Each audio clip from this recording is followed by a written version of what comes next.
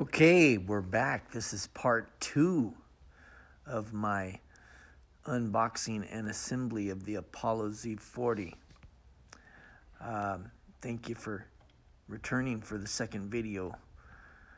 I appreciate it. What I'm doing right now is I am putting on the front wheel, as you can probably see. And I want to just point out here that you have two spacers. You have the axle bolt, you have the fastener nut, and you have two spacers that connect this wheel to the front forks. Now, what you need to do is the side of the wheel that has the brake rotor, that is the side that gets the long spacers.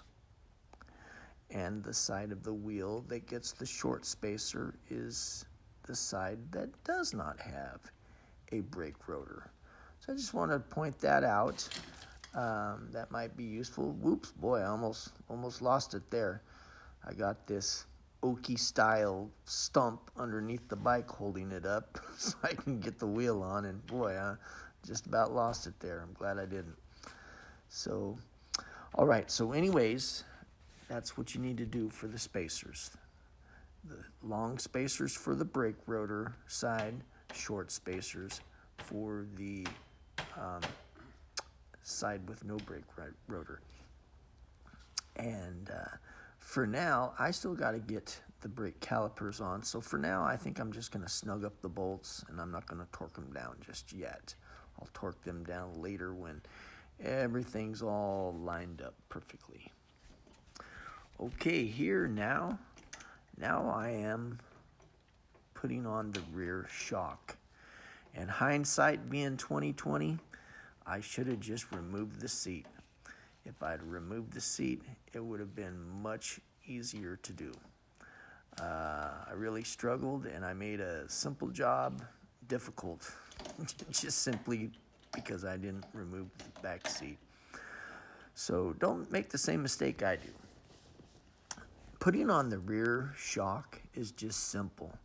There's a nut and a bolt for the top of the shock, and there's a nut and a bolt for the bottom of the shock, and you just bolt that shock down. I think the fatter side of the shock is up, and the skinnier side of the shock is on the bottom, and it's real simple. You shouldn't have any problem figuring that out.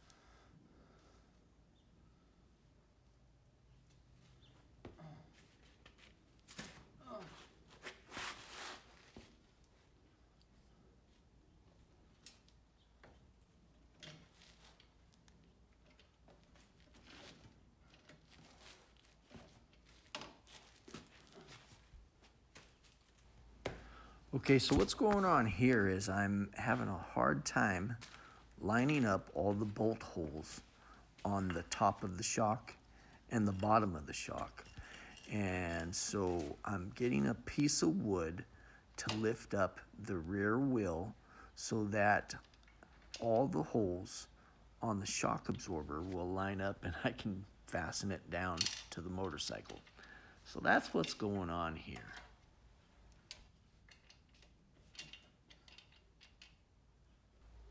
Another thing to tell you, there is a mud flap on the back of the motorcycle. Keeps the engine from getting covered in mud when you're up in the mountains and you're spinning the tires and having a great time. The mud flap keeps all that crud from going all over your engine and maybe even causing it to overheat, what have you. Well, anyways, that is another mistake I made. I should have removed the mud flap. I installed the shock with the seat still bolted down and the mud flap still bolted on. And how the heck I even installed the shock with all that on there, I have no idea. It would have been so much easier if I would have just removed the seat and removed the mud flap.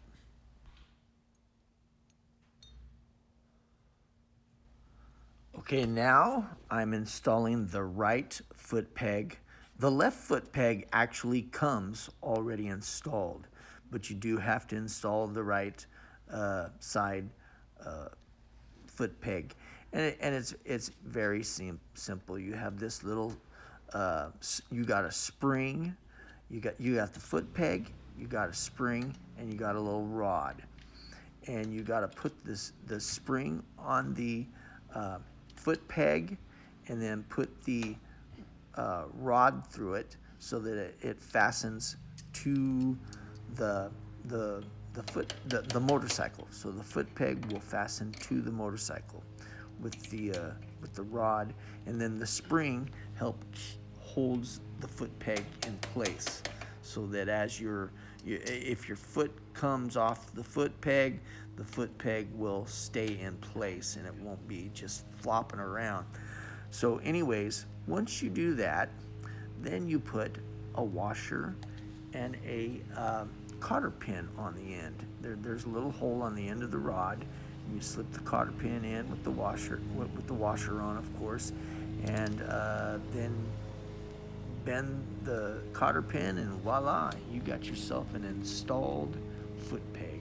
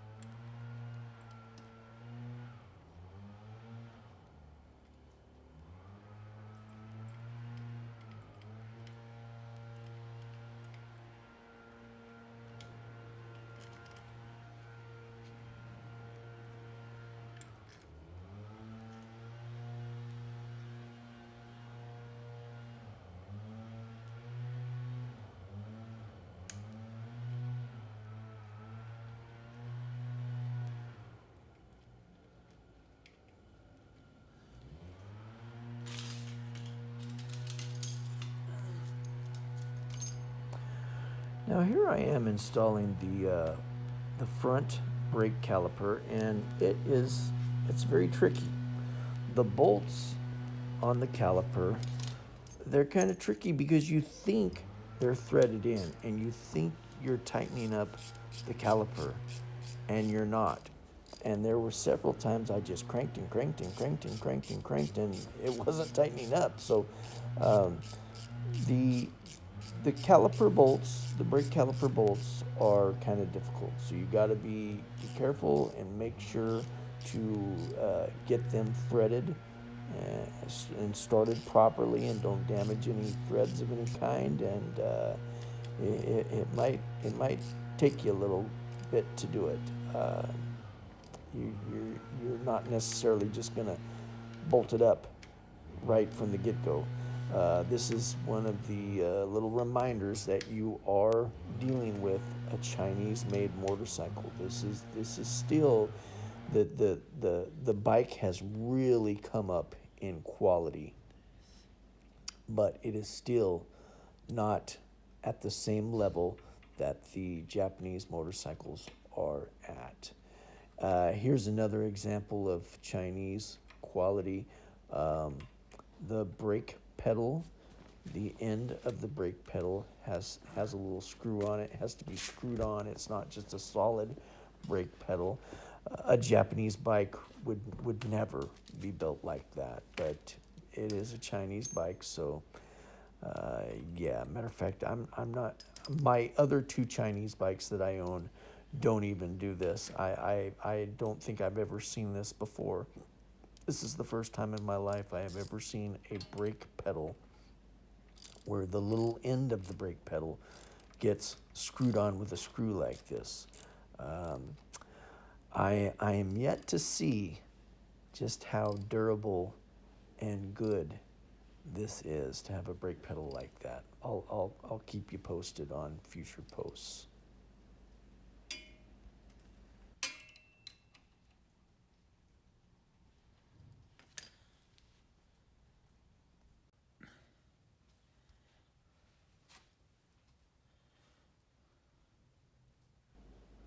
So here I am installing the gear shift. Now usually when you put a gear shift in, what you normally do is you put the shift pedal slightly below the foot peg. That way you have to kind of dip your foot down to get underneath the shifter to shift through the gears. And that's what people normally do. But in all honesty, it's just whatever your preference is. I've got buddies who have great big huge motorcycle boots, and they adjust the shifter way up high so that their big old huge boot can get underneath it. So what it boils down to is you put the gear shift where you want to put it. And the right way to do it is the way you want to do it. That's up to you to decide.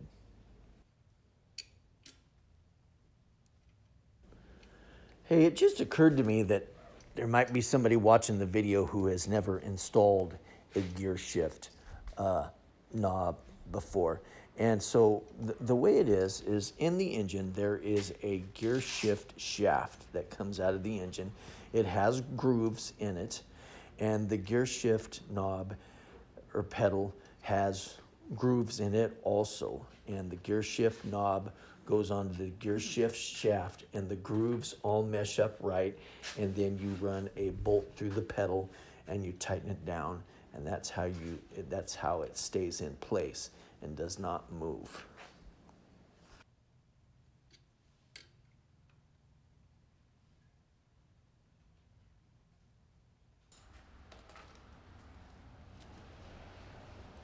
Okay, here we are. Time to put on the fairing and the body work. Boy, it's really starting to look pretty like a real motorcycle. Just as a side note, that brake caliper that I just installed a few minutes ago, I had to move it around several times before I got it in the right place. The brake line is supposed to be inside the front fork and the rim and the tire. That is where the brake line is supposed to be. You don't want to have the brake line on the outside of the front fork. You want it to be on the inside of the front fork so that you're not just going to be driving by some bushes and get your brake line ripped out. And there is a spot on the fork dust cover. There's a little groove there in the dust cover. It will go into that dust cover's groove, and it will have a bracket that bolts it down, screws it down, and it will hold the brake line firmly in place between the fork and the tire. So just wanted to make a little mental note there, because as of right now in the video, the brake line is not in the right place where it is.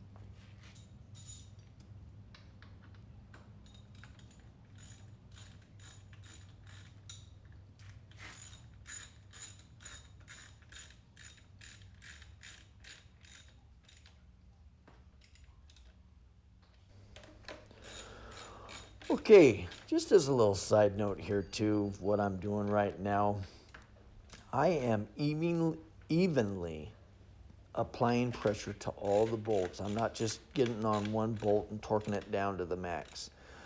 I am switching between the three bolts there holding the fairing, and I'm simultaneously kind of torquing them down all at the same time. That way it's done evenly. It being a plastic fairing probably doesn't need to be done that way, but just force a habit. When I'm torquing stuff down, that's how I do it, nice and evenly and simultaneously between the three or four or more holes. Uh, just like to torque everything down nice and even.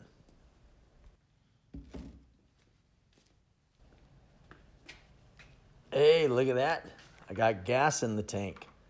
Gas in the tank, and the bike is all assembled, ready to spark it up and see what it'll do.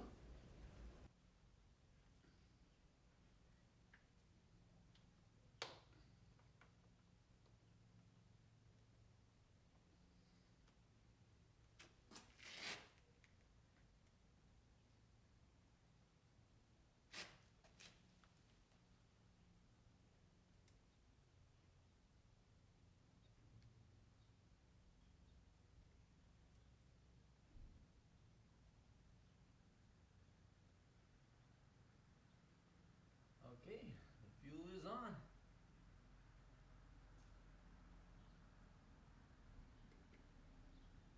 And the choke is on. And I got gas in it. I think it's time to listen to this thing.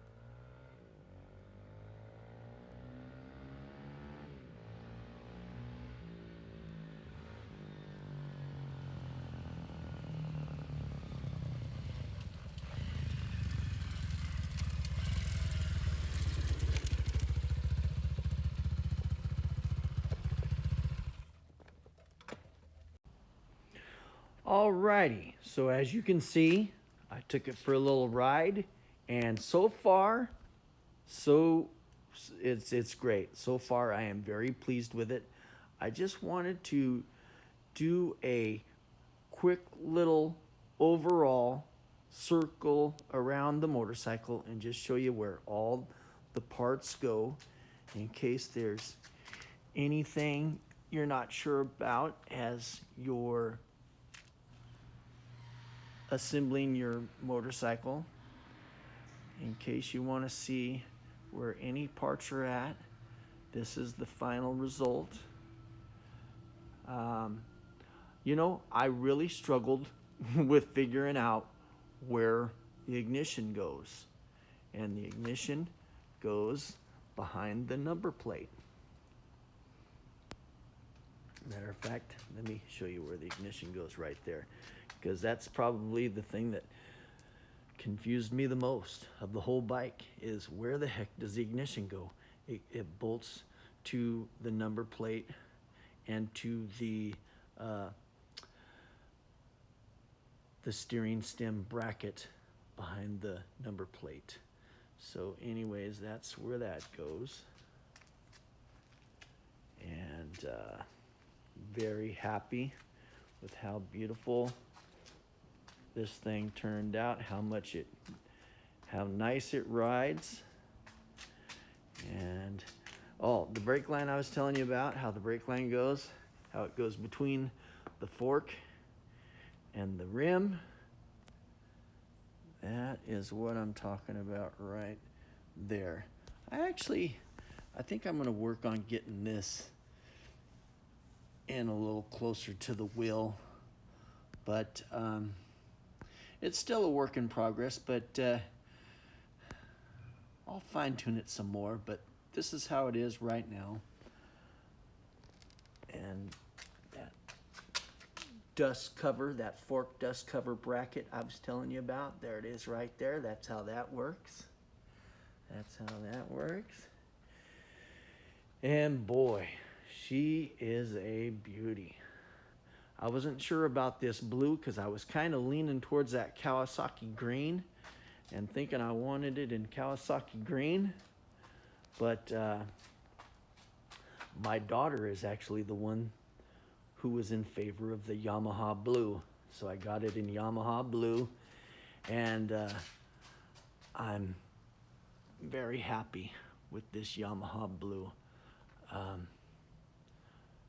This little bike looks absolutely beautiful. Really happy with how it turned out. So anyways, next video I will be taking it for a ride. Oh, and possibly lowering the suspension a little bit. I might do a video on that because the bike is still a little intimidating to my 15-year-old daughter and my 21-year-old daughter-in-law. They're a little intimidated by it.